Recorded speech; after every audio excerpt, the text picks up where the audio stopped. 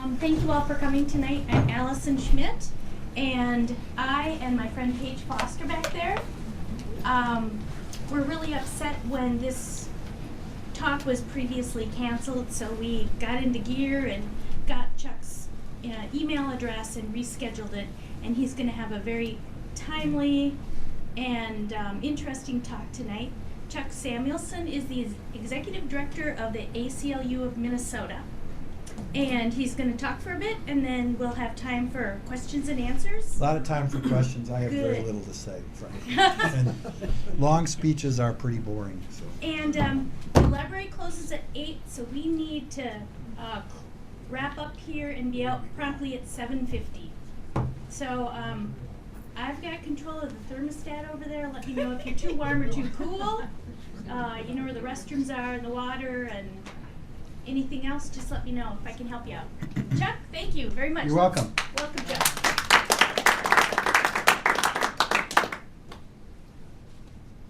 Chuck.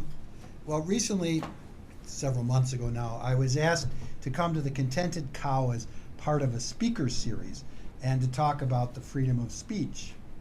But as you all know, that kind of blew up. And then I was asked to come to this library and talk about freedom of speech. Let me first say that I love talking in general, and talking about the First Amendment in particular. But in this case, with what I believe I know, and I emphasize on the believe I know, about the recent history of these events, I felt that the topic could not be freedom of speech, but rather it should be about the marketplace of ideas. So then, as I was preparing these remarks, I felt that that title was also incorrect, and that we should talk about the idea of civil discourse or civil debate, which may also not be correct, but at some point I have to stop and say, this is what I'm going to talk about. So that's what I intend to do tonight. First, I'm going to talk about the freedom of speech. After all, I am the Executive Director of the ACLU of Minnesota, and talking about the First Amendment is like Old Home Week for me. But I'll also tell you why I don't think that title fits what I know about what's happened here. Then I'll talk about the marketplace of ideas, because frankly I love John Stuart Mills and all the other Scottish guys, but I'll have to tell you then now why I think that title doesn't work either. And finally we'll talk about civil discourse, what I think that means, and then frankly why I'm not comfortable with that concept either. About 40 years ago, it's at the Wayback Machine, I was going to be a professor of early modern German history. I was studying at Albert Ludwig Universität in a town called Freiburg in what was then called West Germany. I don't know, any of you ever been there? Black Forest, terrible beer, great wine. And I had a wonderful experience there for about almost 2 years. But anyway, I was doing thesis research on the peasant wars in the Upper Rhine Valley and was convinced that I had a unique and important take on the issue. Such was the hubris of my youth. I had an opportunity to stay in Germany. A large corporation in northern Germany was looking for somebody who was fluently bilingual in both German and English, and they were probably also interested that I could read Latin and French, and some other languages, and the pay was staggeringly good, especially considering in 1975 or 76, the market for people who had, in essence, a bachelor's degree in liberal arts was scarce. But I wanted to come home, and it wasn't because I was homesick. It was a complicated issue. It was in part that in Germany everything and everybody knew where everything was. There wasn't a centimeter of doubt about where my property ended and yours began. That was part of it. But the other part was, I'm an American. And that means something. Among things, it means that you believe in the freedom of speech. Now, free speech is in the First Amendment. Congress shall make no law establishing blah, blah, blah. Along with 5 other restrictions on government, enhancement to the individual liberties. But the First Amendment restricts government action. It doesn't restrict the action of individuals. It doesn't ensure good behavior, and in fact, it encourages bad behavior, if you want to know the truth. Freedom of assembly, which is right next to freedom of the speech, is what allowed the Nazis to walk through Skokie, Illinois, which, by the way, cost the ACLU, our position on that, which was the right position to defend these cost us 20% of our members. And to this day, there are Jewish friends of mine who damn the ACLU regularly and refused to contribute, and they were huge contributors before that march. That's their choice. They can do what they want to. As we keep saying to people, it's a free country. So I didn't think it applied to this situation because the government wasn't involved, as far as I knew. So then I thought what most likely would express what went on here and what's going on here was the idea of a marketplace of ideas. Now that's a concept that was proposed by a philosopher, John Stuart Mill, back prior to the founding of this country, and they were part of the Scottish intellectual revolution, along with a guy named Adam Smith and a few other people who are also very famous, and they developed this idea that there was a marketplace of ideas, and sort of like certain magazines and certain newspapers. Here, they believed in the magic of the free market. The invisible hand of the market would separate truth from fiction and fact from fantasy, and all we needed to do was trust the free market, like the Wall Street Journal says, and everything would be fine. Now, I'm not an economist. I'm a failed history professor because I threw away my thesis because there were no jobs for them either in 1978 when I was about ready to go down the rabbit hole. And so it seemed to me at the time that I was writing this and thinking about what I was going to say to you all, that this would be a great idea except for a couple problems.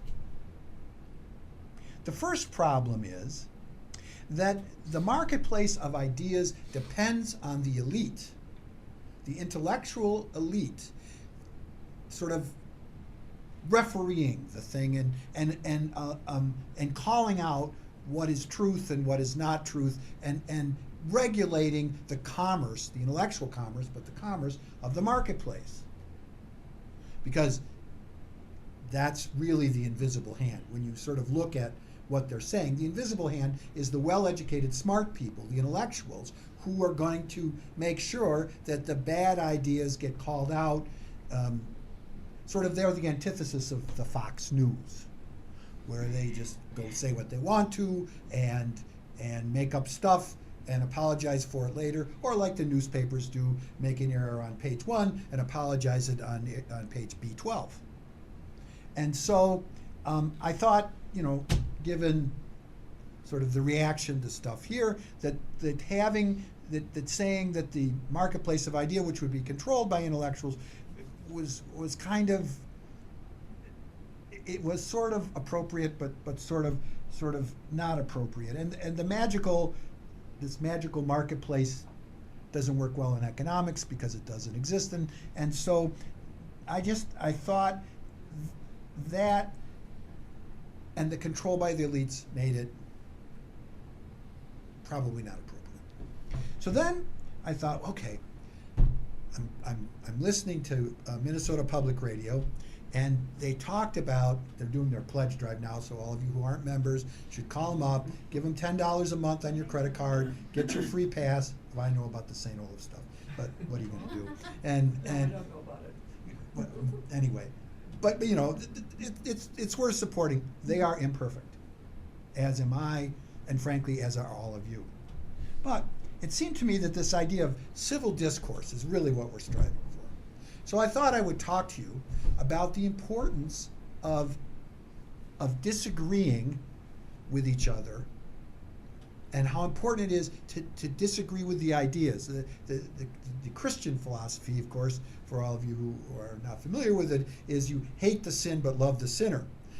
That is, frankly, not practiced entirely all the time, but fundamentally it is an idea that we sort of believe in, and we're going to drive it forward. It's sort of the nice side of Minnesota nice.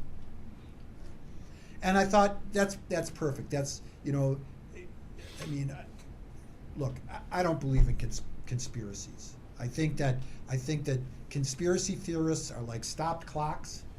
They're right twice a day, which is often enough to have people give credibility to their ideas when they maybe shouldn't.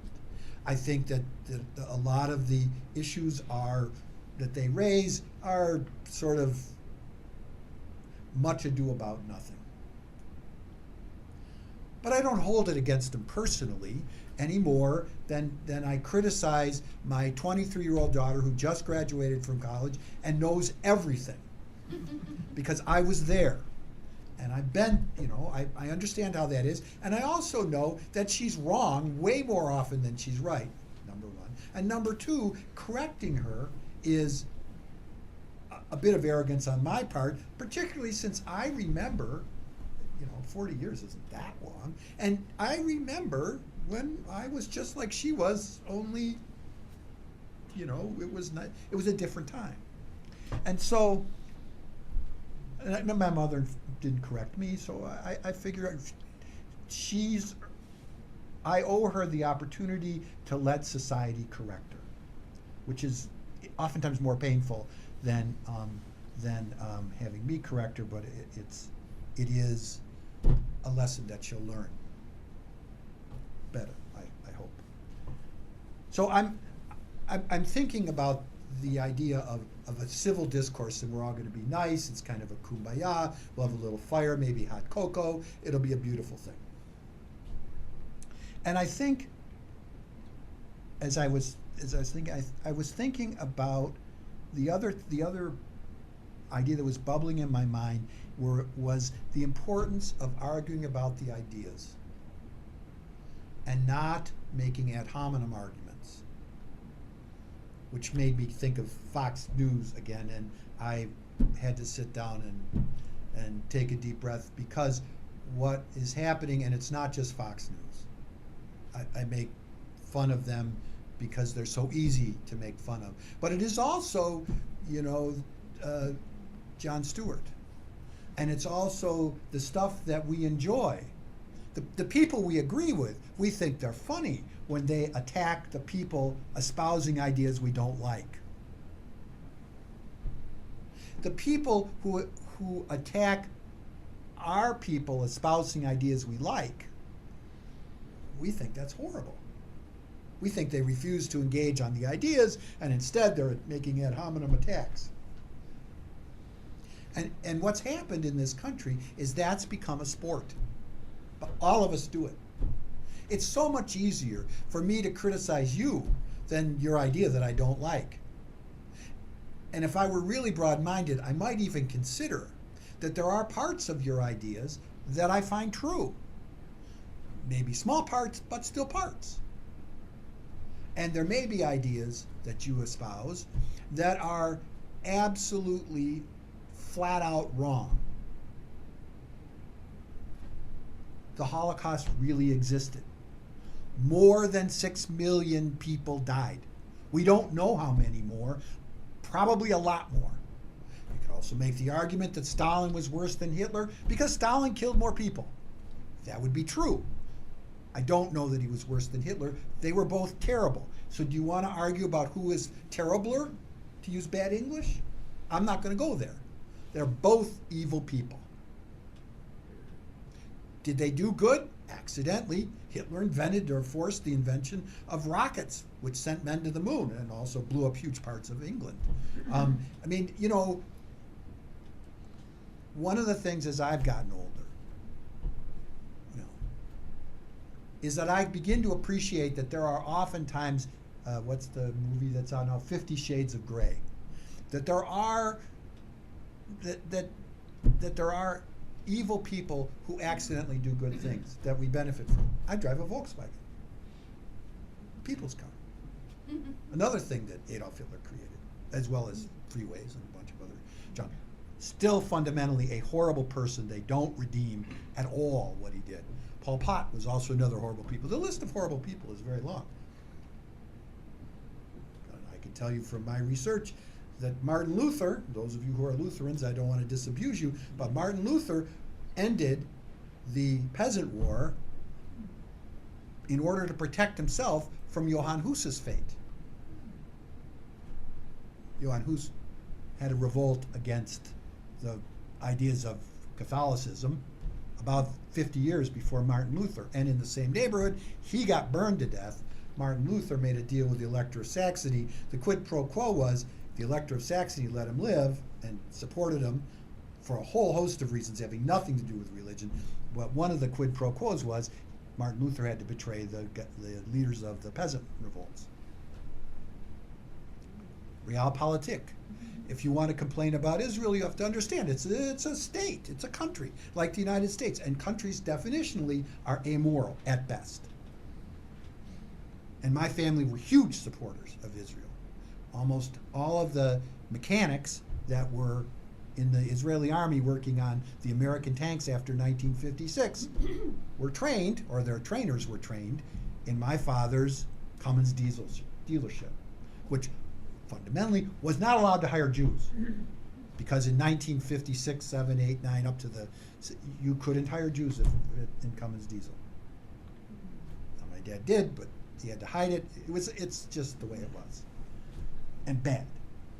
Another example of a good company that did bad things, and we all do that. So partly I came down here with the idea that, we should think about how we argue and how we debate.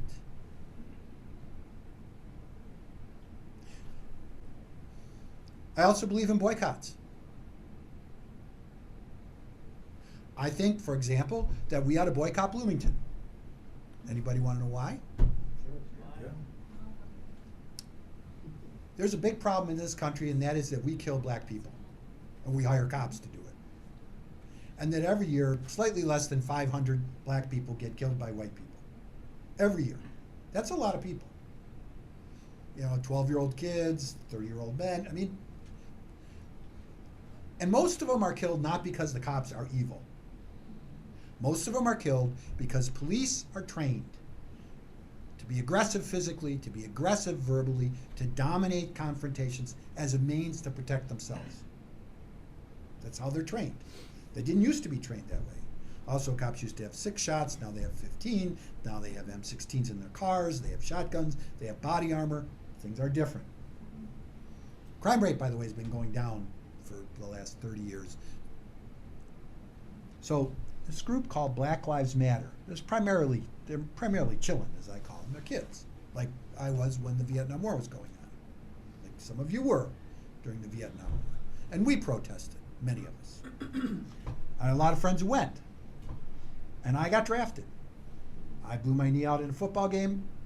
I didn't have to go. Now, if I hadn't have done that, I don't know what I would have done. I lived in upstate New York. I was going to college in Syracuse.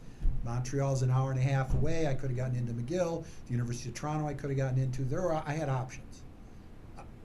I'm white, from a middle class family or an upper middle class family. I had options. So these kids organized demonstrations. They blocked Interstate 35W in downtown Minneapolis. Some of my staff went. I told them, if they're going to break the law, you got to decide. It's a decision of conscience for you. You decide. It doesn't mean I'm going your bail. Wouldn't hurt you to spend a night in jail. I firmly believe that's part of protesting. You get arrested, you go to jail. So they did. They didn't get arrested. Then the Mall of America thing happened, okay? And I said, same thing.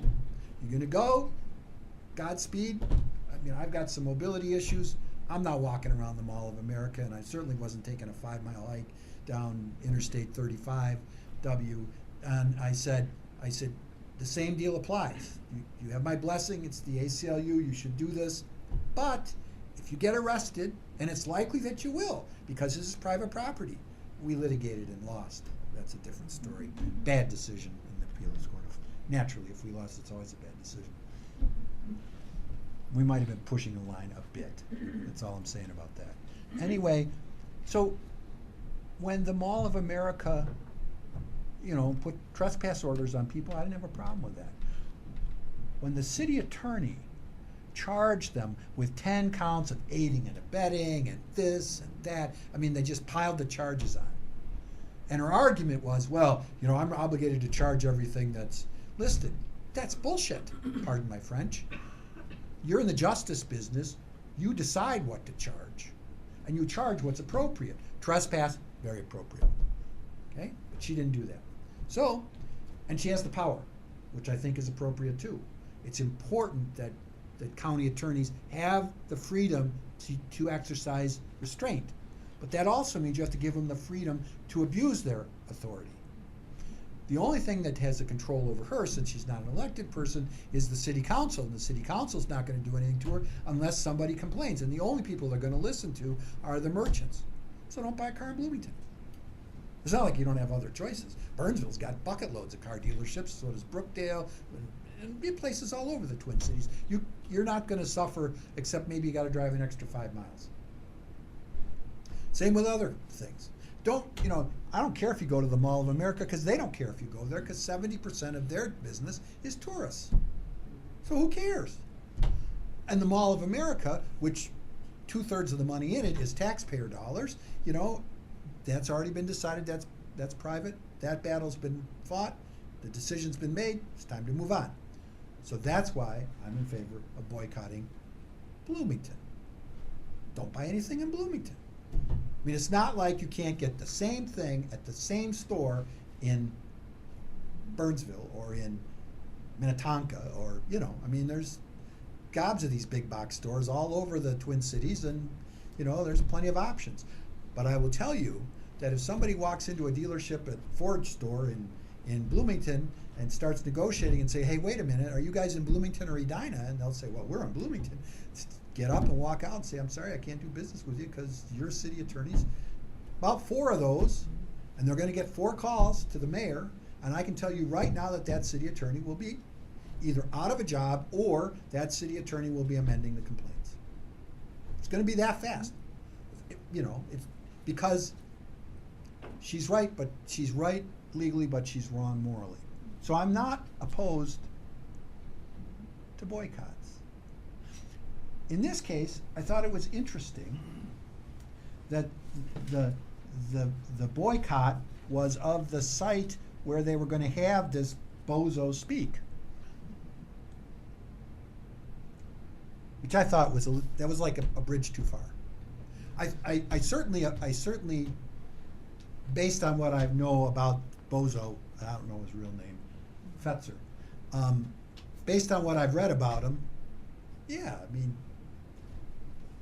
not anybody I'd go hear speak. But I don't know that I'd go after the guy who owns the bar or the restaurant.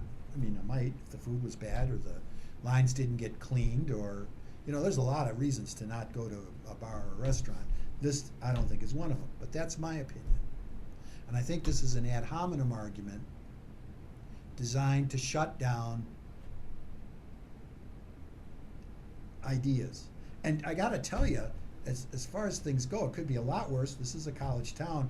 I don't know why they don't offer, if I ran that bar and I wanted to make money, I'd offer free drinks for college girls, because you'd get a lot more business. And, I don't know about the restaurant at all, so I have no ideas about that. But, you could make a lot more money offering, dollar beers on Wednesday night to the intellectual giants at St. Olaf and Carleton. And trust me, I've been in good colleges and bad colleges, and universally, if it's cheap alcohol, students come. That's just all I'm saying about that. But I do think that the idea of a civil discussion is nice, sort of very Minnesota. The more I thought about that, particularly on the way down here while I was driving like somebody from New York, because I'd forgotten how crappy the rush hour traffic is when you go over the river, I started thinking about what's wrong with a civil discourse. It's a passive-aggressive thing. And I'm a passionate guy. And I grew up in a family, a big family. My mom and dad had 5 kids, and we had 3 foster kids, and all of us were right all the time, and we were encouraged to talk with our hands. And I think that's a good thing. But I don't know what you call that. And that's something that you have to restrain yourself about. And that's really, I think, what I should have been talking about, is self-restraint. As angry as somebody makes you, think of your children. I don't know how many of you have had kids, particularly little kids. They all start out little, Now, I have been told by my legal director repeatedly that it is illegal to kill your teenage kids, no matter how much they deserve it. And now that my kids are past the teenage years and they've turned into wonderful people, I don't know how. I'm glad that I restrained myself, in part because I could be here with you instead of with Bubba in the big house, but also because it's important that we sort of tolerate that behavior. But I also put my kids on timeouts. And I bought a big, those dog toothbrushes. They're about, they're like this long. They look like a regular toothbrush, but the brush part of it's about this big instead of like this big. And if they misbehaved, they got to clean the toilet with the dog brush. It didn't take very long, and they didn't do a great job, but I made them stick at it for 10 or 15 minutes, and guess what? The combination of being out of the environment where they were passionately misbehaving and basically holding their breath till they turned blue and stamping their feet and throwing stuff, time away from that, and the fact that they had to do this scuzzy job with this stupid toothbrush, worked almost all the time. It worked better with my son than it did with my daughter, because women are much smarter and way more devious than men.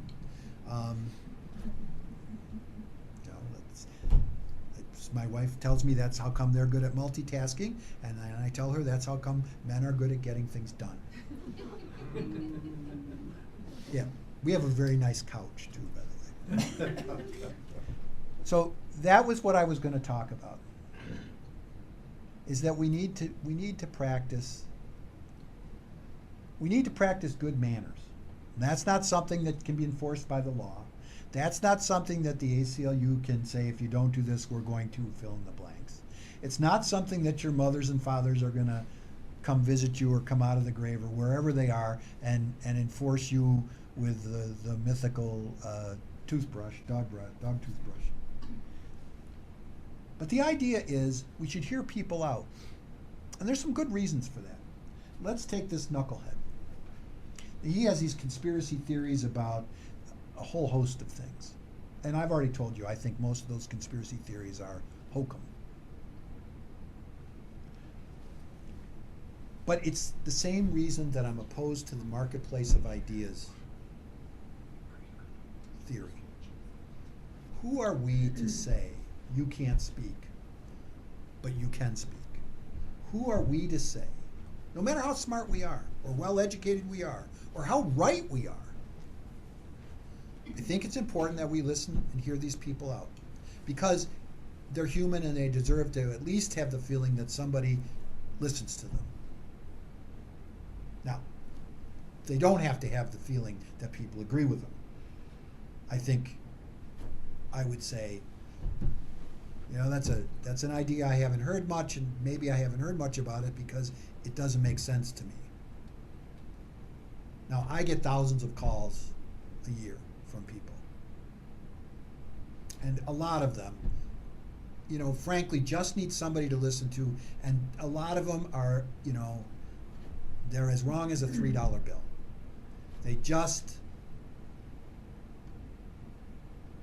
Their facts aren't right, their critical thinking skills are deficient, their analysis is faulty. They're just wrong. But I always try to listen to them. You know, they go on, and I say, I'm sorry, time's up, I got to go. But I always listen to them because, you know, the people that we put down because they're idiots get mad at us. And they tend to take it out in ways that are infinitely worse from our point of view. And I'm not talking about shooting people, I don't mean that. They tend to adopt political causes that are detrimental to us, detrimental to the good order of everybody. They tend to do things like Waco. These are people that fundamentally nobody listened to, nobody took seriously as human beings. Now, I am not somebody who's got a lot of soft fuzzy. I mean, I think I do, but it's been pointed out by everybody in my life that my soft and fuzzy lasts about 10 minutes, and then I don't do soft and fuzzy anymore. It's time to move on. That's not a virtue, by the way. That is frequently, on an interpersonal level, a bad thing. But on an interpersonal level, which is the way we all deal, especially in small towns. I grew up in a town that's the same size as Northfield. And there was a class system in that town as well, because there was a huge steel mill just north of town, about 10 miles. And all of the top people lived in the steel, lived in our town, who ran the steel mill, including the guy who ran it. I mean, he had 17,000 people that indirectly reported to him. I mean, it was a huge steel mill.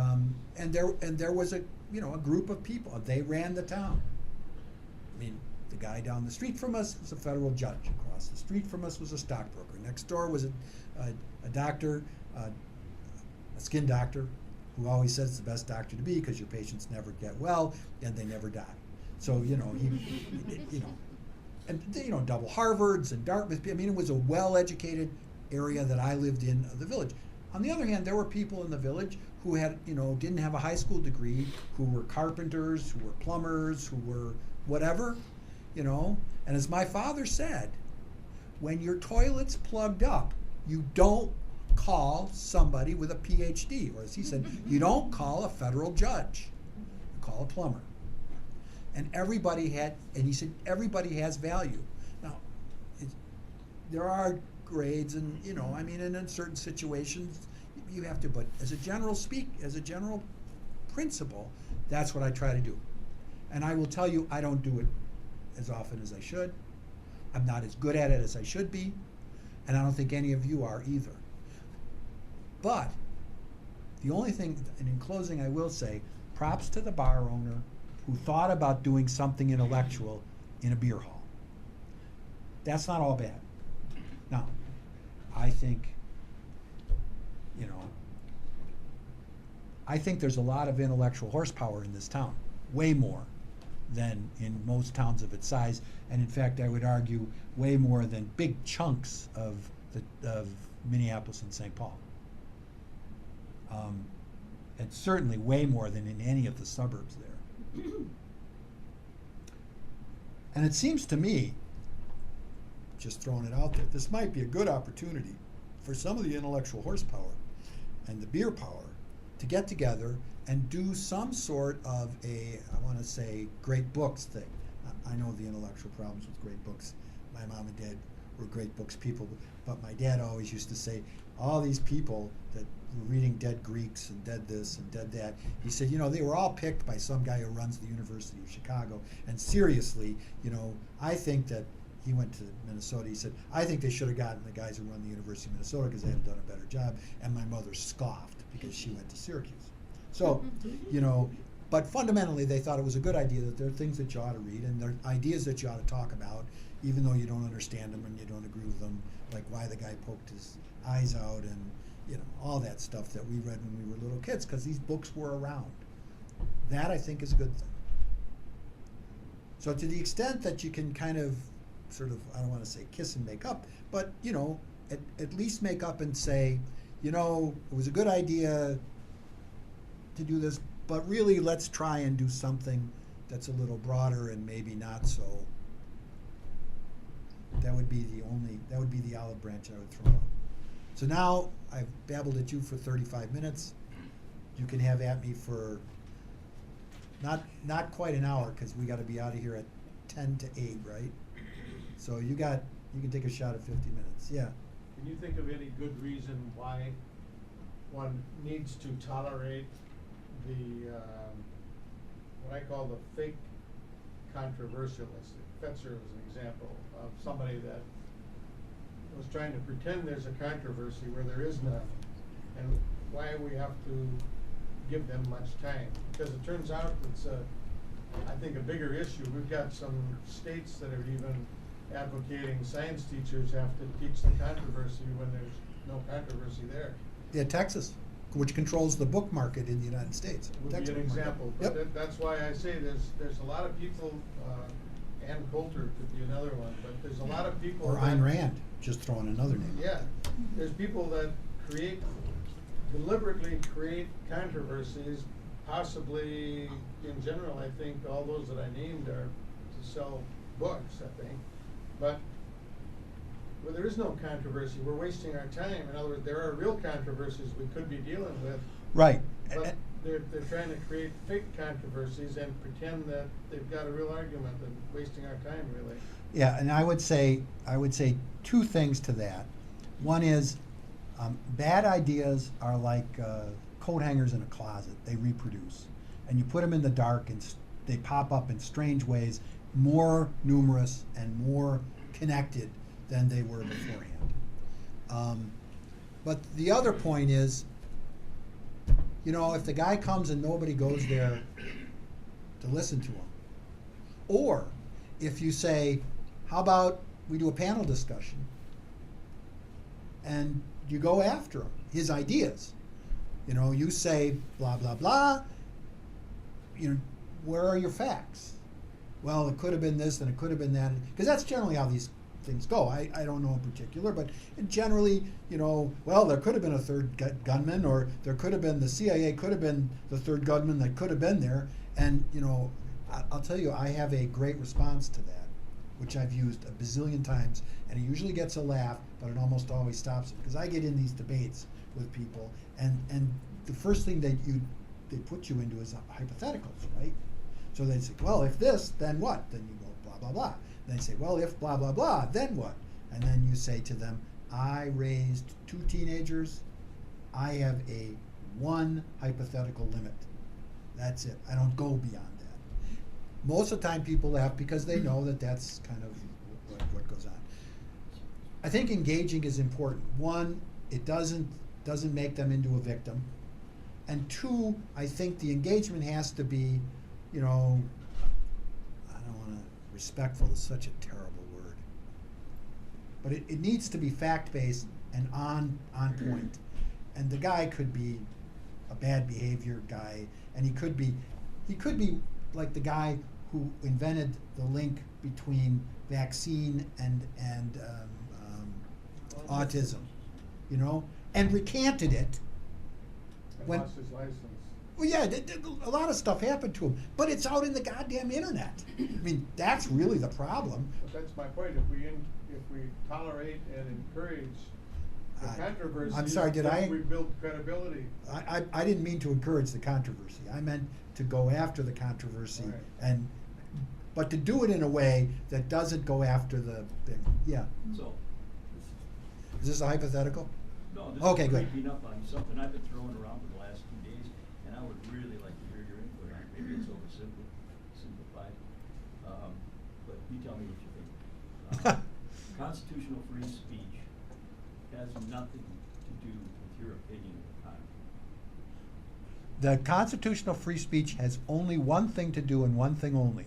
It restricts the actions of government from willy-nilly going after what you say. Now, the court cases have narrowed that. It's not that absolute.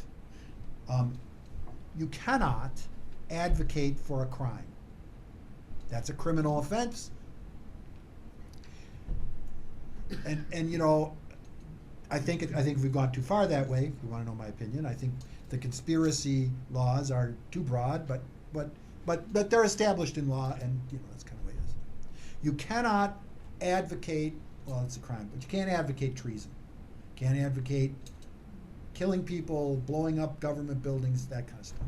So, other than that, the government is not involved, and if the government's not involved, then free speech, from a constitutional point of view, isn't involved. That's why I don't think I could talk about freedom of speech. The other thing is, however, and this is the boycott stuff, speech and actions have consequences. I think this is misguided, but I think it has consequences. So you could say to Fetzer, thank you. You could say to Fetzer, you believe that, I forget who he believes caused the Boston blow up, I'm not sure who it was, and I don't really care, but you can say, okay, that's your theory about why these two guys did it. There's other theories floating around. What's your theory? It tells you what his theory is. You say, what do you have any? Where are the facts to back? Well, it could have been this or it could have been that. Woulda, coulda, shoulda. That means bupkis.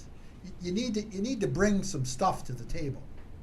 You need to be able to say, I believe that they were done by the Saudis because the explosives had Saudi markings on them. I'm totally making all this up, and for your television viewers, this is like beyond hypothetical. It's just, that would be something if there was truth to that. You could say, well, maybe, Now, if somebody's advocating things that are wrong,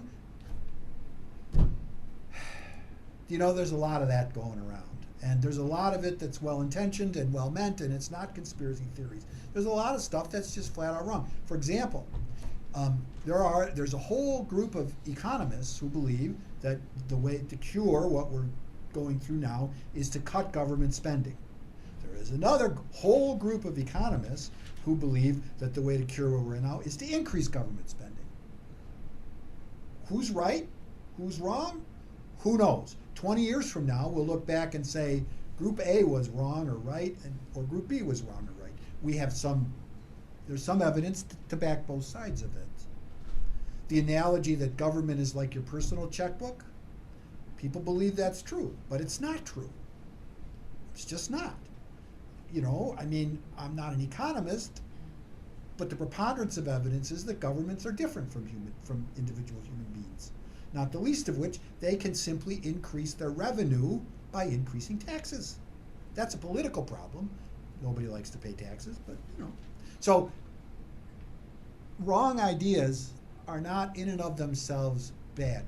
False ideas that have no basis in truth, or no rigorous examination by outside parties, or fail all rigorous examination, those you got to take with a grain of salt. And that should be disclosed. Because people willfully suspend belief. How many of you have watched a commercial and said, this looks really great, I think I'm going to buy this? The classic example was Chuck Samuelson as a 10-year-old reading the back of the comic books and seeing that I could buy these glasses so I could see through women's clothes. And I will tell you right now that I bought a pair of those glasses, and they were the cheesiest, chintziest things, and what there was a silhouette of a naked woman on the lenses. So I got taken for 11 bubblegum wrappers and 25 cents or whatever it was, and my mother laughed until she had to go to the bathroom. She thought it was the funniest thing, and I remember this. It's just like, advertising is a perfect example of that. Yes? I have 1,000 things to ask you and say, but I'll remember your maxim. Exercise good manners, and therefore I'll ask you this question. Since 2001, since 9/11, up until now, how has your job changed, and how has your perception of the world in which we all live changed, bearing in mind things like habeas corpus, Guantanamo Bay, My since job. the Patriot Act and Homeland Security? Yeah. How has your job changed? Intakes have gone from 900 to 2,000 a year. People complaining, writing us letters, wanting us to do stuff, from 900 to 2,000 in 14 years.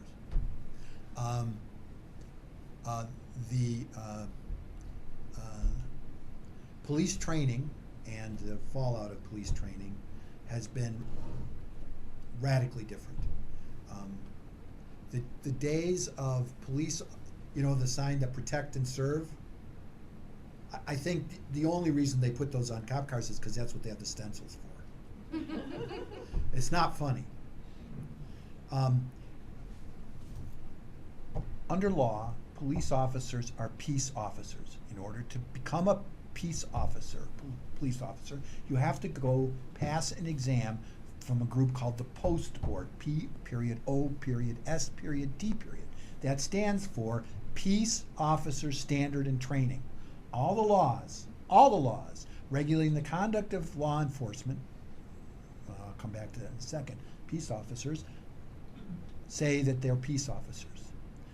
If you talk to the peace officers now, to the Sheriff's Association, to the people that represent the cops, the chiefs, all those groups, they call themselves law enforcement officials. Law enforcement officials enforce laws. Peace officers keep the peace. There's a huge difference. Now, the ACLU sued the cops even when they were acting like peace officers because we felt they abused their discretion. Of course, I felt we were always right and the other guys were always wrong. But in reality, we may have caused them to act the way they do. So now they enforce every law. Fundamentally, the power exists now to arrest everyone who speeds. How many of you exceed the speed limit? Once a day. Everybody. I did on the way down here for an hour. I mean, I went 75. But, you know. So that's how it's changed. Second thing that it's changed is we have, you know, our parents, my parents, and their generation, and my grandparents, you know, kind of stood up on their own 2 feet and did all that sort of stuff, this greatest generation stuff, which I think is a little overdone, frankly. It sells a lot of books. But fundamentally, they were adults. They behaved like adults. I'm a baby boomer. We haven't gotten to the adult stage yet as a group. And we represent, I don't know, 40, 50% of the population of this country. What's happened is we've gone to the federal government and we've said, make us safe. That is not the job of the government. We arrest people, put them in jail or whatever we do, because their actions, something that they have done, have damaged the society that we live in. And it's very important that we understand that. We don't put people in jail for revenge. Well, we do now, but we shouldn't, because that's not the purpose of the government. The government is to create the society that we live in, and damages in the society have to be repaired. It used to be, for example, that we would incarcerate people who did things. Now, maybe who did bad things. And maybe we didn't put them in jail long enough. For example, rape. We didn't think rape was such a big deal, bluntly, from the 60s to the late 90s, or whenever we decided it was a big deal. And even on campuses now, we're just getting to the point where we're beginning to realize that rape is a big deal on campuses. But the penalties were very short. So, we got a brilliant idea. It worked for the Soviet Union, so we copied it. Really, we copied the Soviets. We put them in nut houses. We said, if you commit rape, you're obviously diseased mentally and you're a danger to yourself, or more importantly, a danger to others, so we're going to throw you in the hoosegow. That's why we've got hundreds of guys on a life sentence, because we claim they have a disease that doesn't exist, for which there is no cure, because there's no disease. And they're in jail forever. Right now, there's a federal judge who's going to say, we've given you, state of Minnesota, 20 plus years to get your act together. And because you haven't gotten your act together, we're going to release them all. Now, he won't release them all, but that's what's coming. And we didn't do it because he gave the legislature 2 sessions to get their act together, with an election in between. Now, these guys good guys? I don't know. Did they do horrible things? Yes. Yeah. So you're talking about the sexual offenders? Sexual offenders. program? So I know people who worked up there, Yeah. and what they said to me was, yeah, we think some of them are better, but the public won't let us let them out.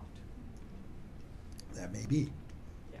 Because Public it's won't the let us third let rail. them out. Ever since that Drew Shadeen got murdered by that Hispanic guy, and let's not forget to include race in this. If that had been a white guy who raped and murdered her, it wouldn't have been nearly the same effect as it was because it was a Hispanic guy. And that's just the way we've been wired, and that's the way we've been played by our political masters.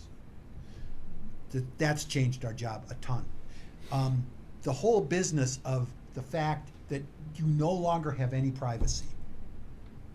Anybody who thinks you have privacy is a joke.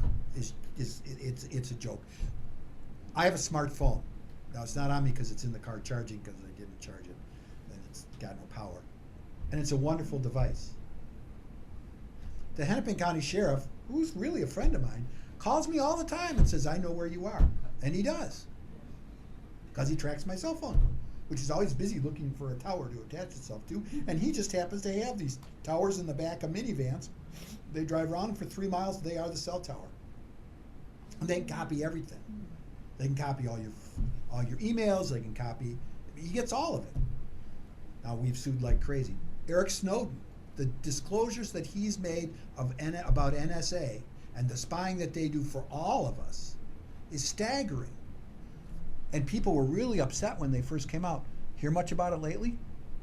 Some of us just know that's the way it is. Yeah, of course. The silence has been deafening. The only reason we had privacy before was because all the data was in silos. It was in a file cabinet that wasn't connected to anything. Now, because computers are cheap, we just recomputerized our whole office for $6,500. And I got better, faster computers. You know? Now we don't have Wi-Fi in our office because our IT guy is death on Wi-Fi, as is my wife, who's been in the IT business forever. She said, "No, you hardwire everything because you got Wi-Fi. You got a radio that's just broadcasting whatever's there, and it's a short-range radio. But you know, I mean, these are 1,000 feet. You put it on the second floor of your house, it'll go out half a block, and you can park somebody down the street, and they can break that like that, whatever you got for an encryption, and you're golden." So, yeah, that's changed. The other thing that's changed is people are infinitely poorer. The middle class hasn't gotten a raise since the late 70s. Now, we've made up for it by having women work. But fundamentally, wages haven't increased. And so what's happened is you got no more time for community things. I don't know about Northfield, but I'm going to guess that there was a time 40 years ago when this town was run by college-educated women who didn't work outside the home. Because that's how it was in Hamburg, New York. Those women are all working outside the home. And they're still running the town. They're exhausted. Yeah. You know what? Newsflash, everybody's exhausted. I mean, and they're exhausted because we're all on treadmills running in place. There's going to be a change. I don't know when it's going to come, and it's going to be led by the middle class. Yeah. I agree with almost everything you've said because I guess, like you, I'm mainly a rationalist. But I don't really believe that rationalism runs the world. No. I want to build on what you were saying about NSA surveillance and so forth and go back to your opinion of Fetzer. I also do not believe in conspiracy theories, but I do not believe the way to combat them is by rational argument. I come out of teaching literature for a lifetime, Okay. and I know what moves human beings mainly. It's emotion, it's imagination, Mhm. it is the non-rational. The ACLU is obviously committed to rational discourse. But take something like NSA surveillance. That is a trigger for paranoia. Yes. In a country like the United States. That's true. It's an invitation to people to imagine the darkest, most frightening scenarios that their imaginations can summon up. Okay. And I'm not sure that rational, calm discourse, empirically based, referencing fact, can actually compete against the kind of psychic imaginative fears that drive conspiracy theorists. So how would you compete against the psychic I irrational? have no idea, but I'm not sure that rationalizing and calm argument is going to finally, I hope it's going to win the day because I believe in it myself. But I don't wish to underestimate, I cannot dismiss Fetzer and conspiracy theorists quite with the glib certainty of a rationalist that you seem to That I have. Except I have to tell you that in my experience, and I've dealt with lots of situations, in my experience, while you can never get somebody like that to recant. They won't. Any more than you can get someone who's a devout believer in anything to recant.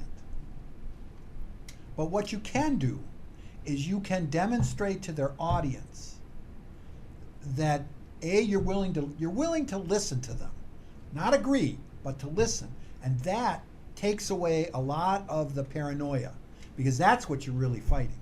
I believe you are fighting people who believe in their heart of hearts that nobody listens to them, that people dismiss them because they're not well educated enough, they're not this enough, they're not that enough. There's a whole current of all their phobias that it's like dealing with gangs. Why do kids join gangs?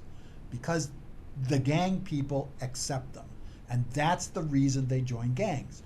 If the conspiracy theorists who are advocating for a world that is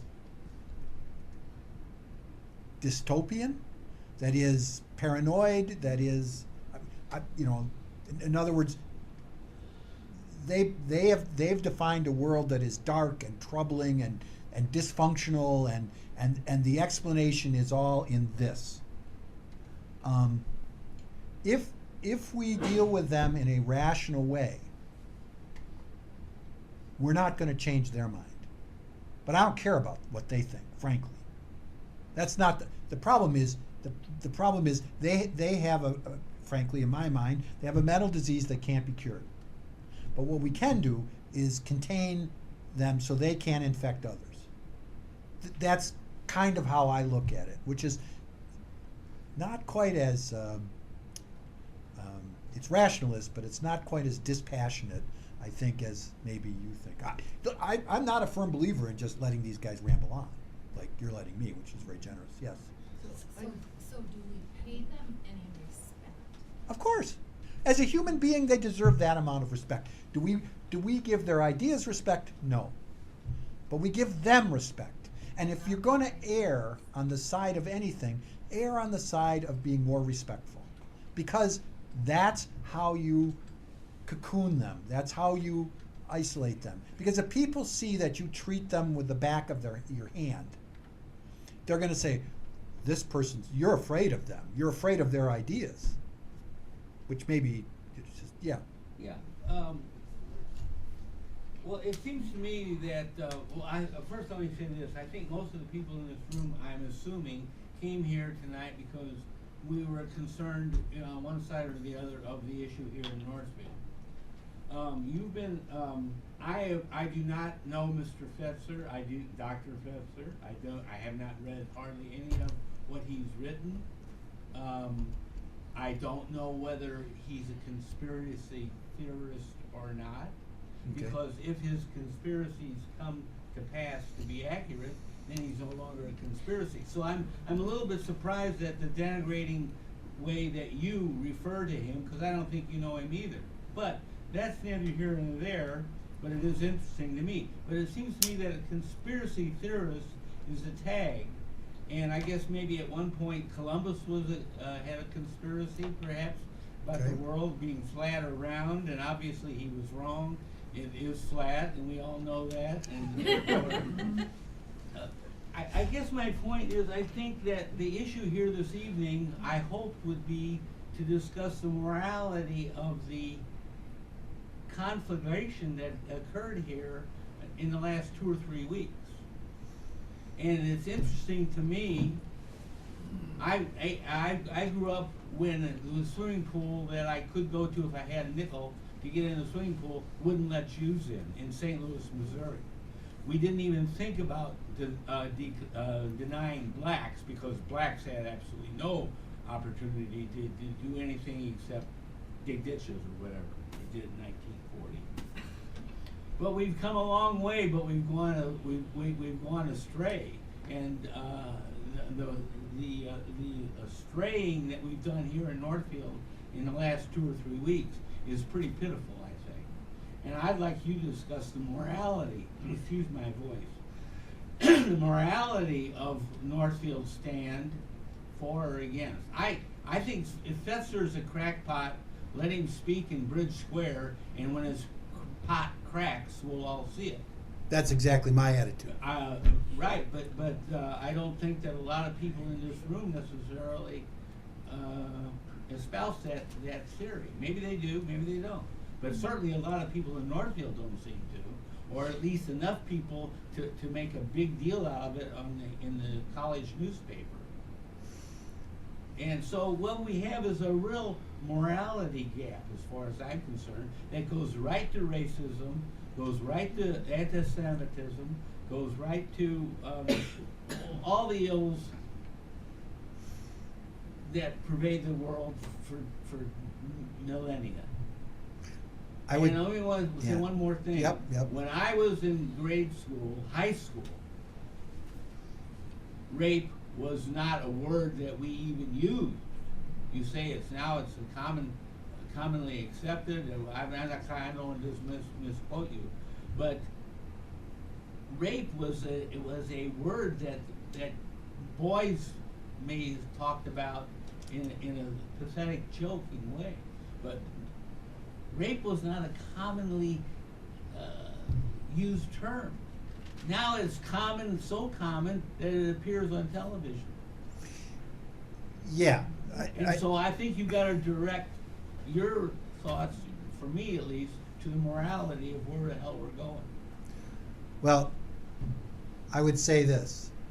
I believe that morally speaking, at large, we are much farther advanced than we were certainly in the 40s or whenever you were talking about. I mean, the segregation issues, they don't exist at the gross level that they existed. The acceptance of Jews, for example, is much better in the corporate.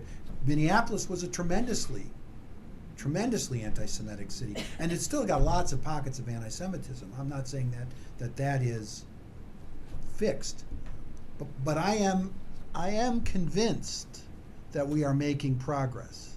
And part of the reason you hear more about rape now is because that word is harsh and violent, which talks to the whole issue.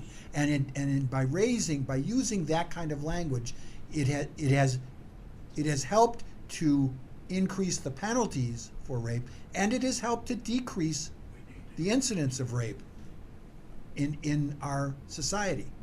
There are still pockets where it has not dropped like it has in society at large.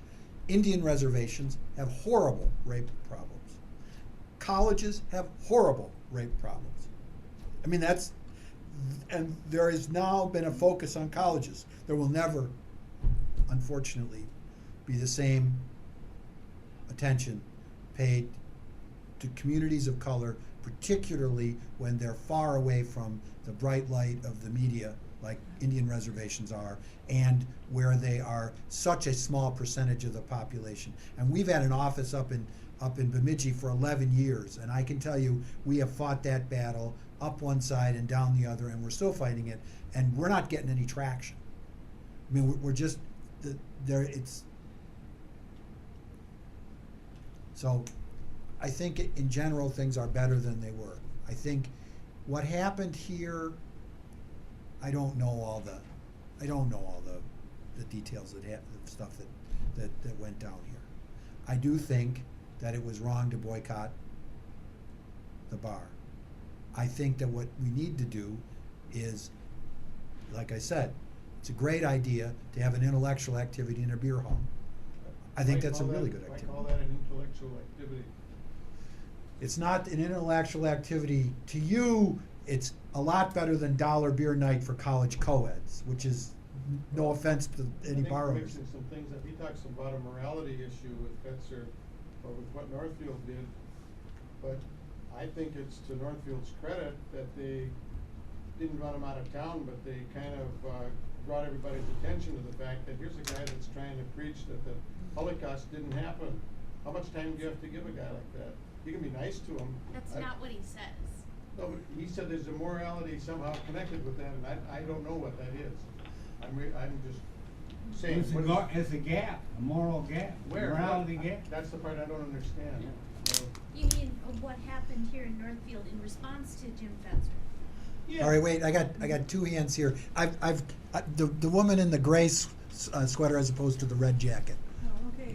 or gray. And this isn't totally unrelated, but you said, you were thinking about some things as you drove down. And one of them was the marketplace of ideas.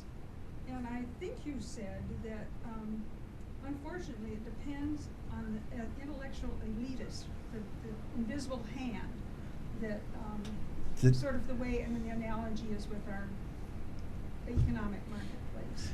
Yes. I wish you would embellish that, especially in the context of what we've been saying. I thought you were saying, let's listen to these people and let them talk and, talk themselves down into a hole, or argue with them on a rational basis, which you think can't be done. Well, But yeah, why I is think it this- can be what done. What is this intellectual The intellectual elite. elitist that is the market, the, invisible hand? The imagine a market square in a physical sense. Imagine a place where people bring goods in and they're, imagine somebody brings in imagine I come in and I'm selling, the gross example would be spoiled meat or bad food or something like that. E. coli. Yeah, but that's a little gross. Imagine, that's over the top. Imagine I'm selling deficient pots. They don't fail right away, but they don't last as long as the other pots. They're inferior, not deficient. They're inferior goods that I'm selling as equal to these other goods. How does the marketplace function to filter those out? To let people know that you're buying my pots. What's your name? What's your name? Yeah, your name. Bert. Bert, I'm buying my pots are the same price as Bert's pots. Bert's pots are better than my pots. They last longer. They hold up better. But they look the same. So you can't, a casual person can't know how does that marketplace work? Well, if it's a marketplace of goods, when my pots fail, people come to my booth and want their money back, which I don't give them. Everybody sees it. It's transparent. Okay? How do you get that same transparency in the marketplace of ideas? You get experts, the elite, who say, these are the facts that we agree on. We've had a breakdown in this, by the way, thanks to the internet. But that's a different issue. But the marketplace of ideas is different than the marketplace of products. Relatively quickly, Bert's pots and Chuck's pots would be found out, and prices would be adjusted by the invisible magic hand. Now, this is the Wall Street Journal's theory of how things work. It's probably going to be a lot more uncomfortable for Chuck, and perhaps even more violent, i.e. I could get arrested for selling fraudulent goods or mislabeling them, or there's laws. But that doesn't exist in the marketplace of ideas, which is why it's so easy for bad ideas that are unchallenged to spread. Because if this idea answers not only the sort of factual issues, if I invent a thing that answers factual issues, but also your emotional and psychic issues. This is an outside force, deus ex machina, that is making this happen, and you're a victim of it because these unseen hands of, the list is long, and it happens quite commonly. If that's allowed, if we shunt it aside and we drive it out of town, sort of, like we would deal with the person selling the bad pots, what happens is that we drive the idea underground, we never address it. So it festers.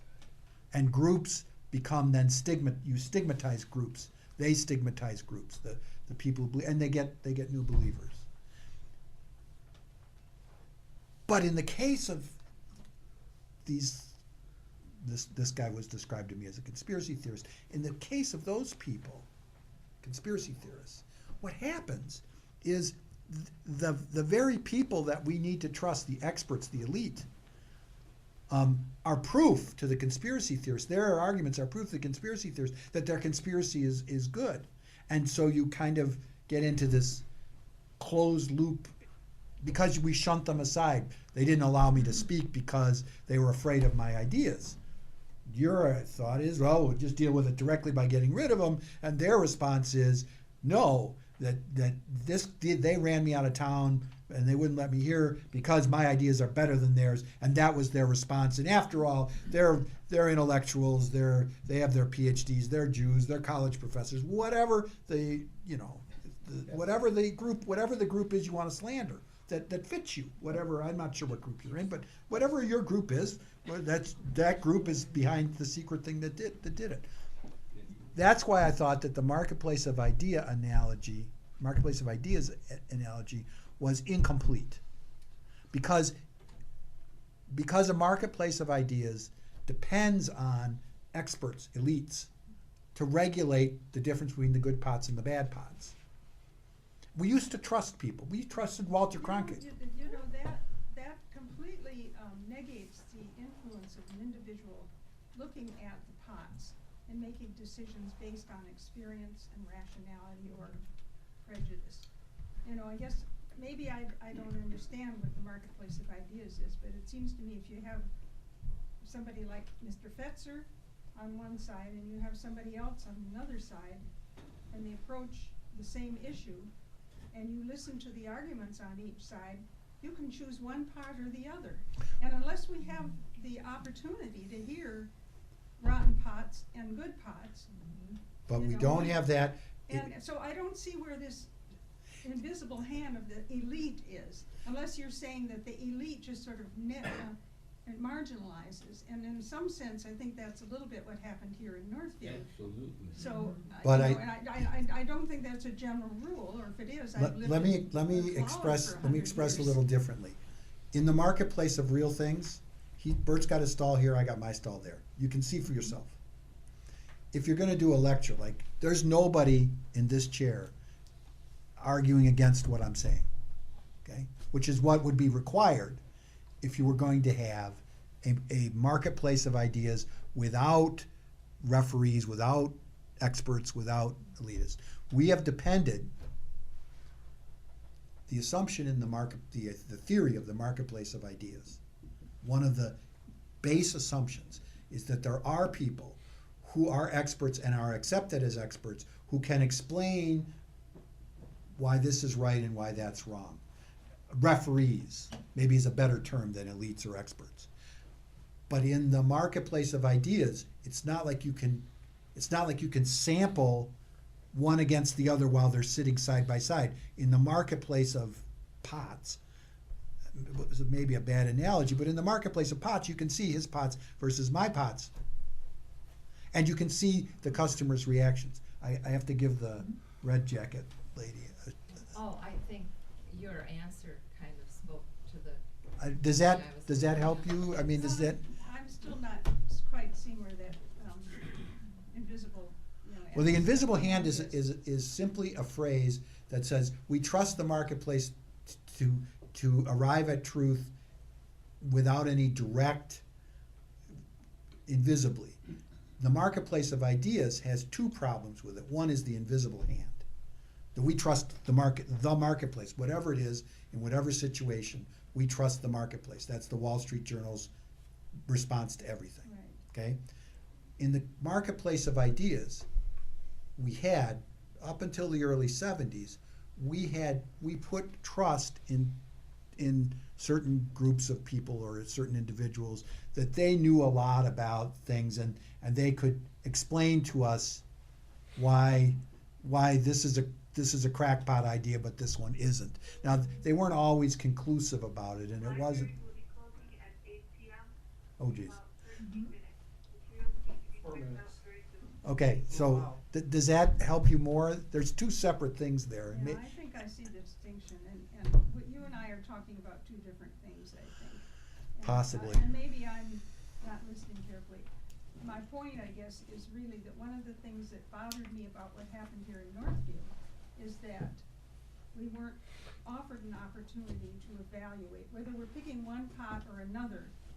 It doesn't hurt for somebody in a democracy to hear a debate and hear two different ideas. I think there's the lack of And debate I is the think bigger that's problem. sort of the marketplace that I was thinking of. Your marketplace, I guess, is something that I haven't quite got my arms around yet. So, thank you, though. Well, May I say a word? Yes. I'll be quick.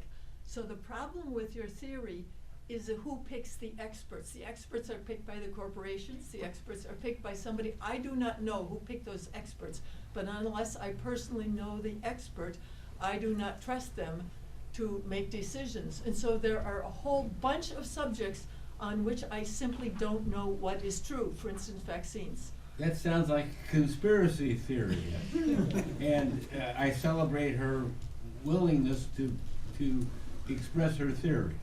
And given that Ed Snowden had to leave the country, Julian Assange is still holed up in that embassy, and Bradley Chelsea Manning is, I don't know how long he's gonna be in prison. For a long time.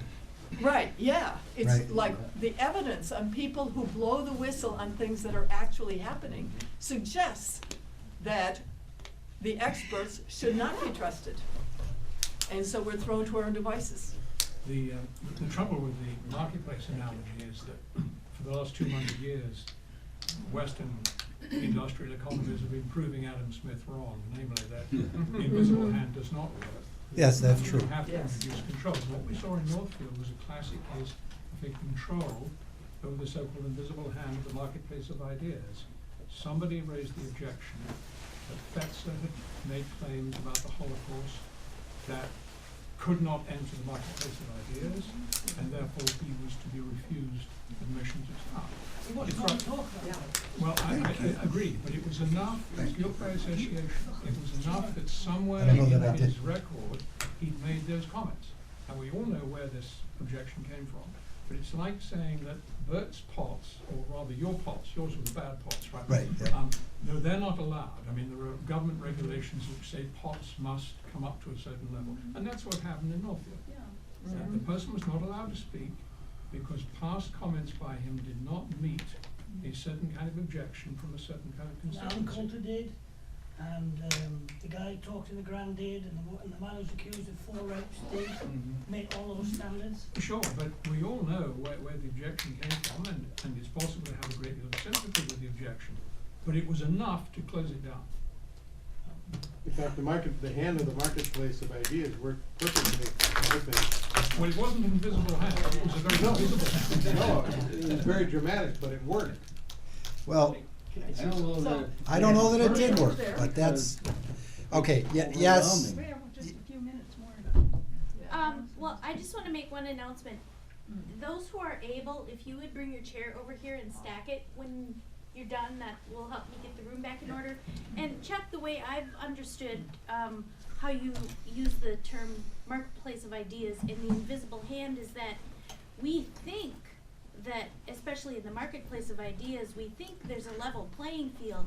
We think that all ideas are given a fair opportunity to be heard, but in reality, there are decisions being made that make it not a completely level field. For instance, I'm the intellectual elite who's responsible for the fact that only Chuck is up here.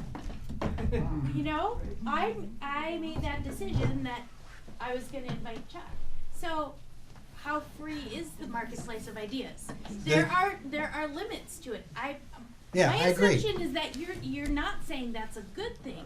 I'm saying we forget that there's all these decisions being made, and some ideas don't get to the marketplace. We make assumptions. Can I say one quick thing? Yeah, sure. Not just the conversation that seems to be more the focus of our debate was shut down. All the conversations were shut down. And the focus of my sadness about all this is that the relitigation of the conspiracies has taken the place of having respect for free speech and debate and civil discourse. And so the thing never happened with Pencer, but also the debate between the Zionist and the Palestinian viewpoint never happened. And your conversation didn't happen down there. And it shut down the whole discourse. And so I think that's where the distortion is. You know, the marketplace of authority also thought the earth was flat at one time. And it was democratically agreed upon. You know, so this is a highly suspect view to have, and I think it just totally leaving negates you the all whole by idea yourself. of I can see that. discourse. I can see that. I feel like. But we're listening. I have Understand the rule of the library. I have one more announcement, and that is that I have a feeling that Chuck would enjoy continuing this conversation with someone who would be willing to buy him a beer. So, if you're free, I think some of us would enjoy that. Thank you for coming, everybody. Thank you, Chuck. Thank you, Alice. Good job. I was trying to get a metaphor that would help people understand. John Stuart Mill